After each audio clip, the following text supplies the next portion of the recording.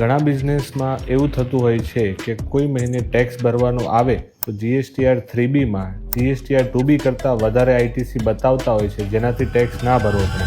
પરંતુ આ તદ્દન ખોટું છે, કેમ કે GSTR 2B કરતાં વધારે GSTR 3Bમાં ક્રેડિટ ક્લેમ નથી કરી શકાતું. જો તમે વધુ ITC ક્લેમ કરો તો GST ડિપાર્ટમેન્ટ તમને નોટિસ મોકલી શકે છે. ઘણીવાર ઇન્વોઇસ 2Bમાં ચડાવેલું હોય છે, પરંતુ તમને અથવા તો રેસિપિયન્ટને એ ખબર નથી હોતી કે આ ITC ક્લેમ કરવી કે ના કરવી. આવો કેસ હોય તો ITC તમે GSTR 3Bમાં ક્લેમ કરી લો અને પછી રિવર્સ કરી દો, અને જ્યારે ક્લેરિટી આવે તો ફરીવાર તમે ક્લેમ કરી શકો છો. કેમ કે આમાં ખાસ વાત એ છે કે કોઈ ટાઈમ લિમિટ લાગુ નથી પડતી. એટલે હવે ધ્યાન રાખજો કે ITC હંમેશા 2B પ્રમાણે જ લો, અને જો ડાઉટ હોય તો ક્લેમ કરીને પછી તુરંત જ રિવર્સ કરવાની સ્ટ્રેટેજી ફોલો કરો. આનાથી તમે GST કમ્પ્લાયન્ટ રહો છો અને કોઈપણ પ્રકારની નોટિસથી બચી શકો છો. એટલે GSTમાં સ્માર્ટ બનો અને કોઈપણ પ્રકારનું અનનેસેસરી રિસ્ક ના લો.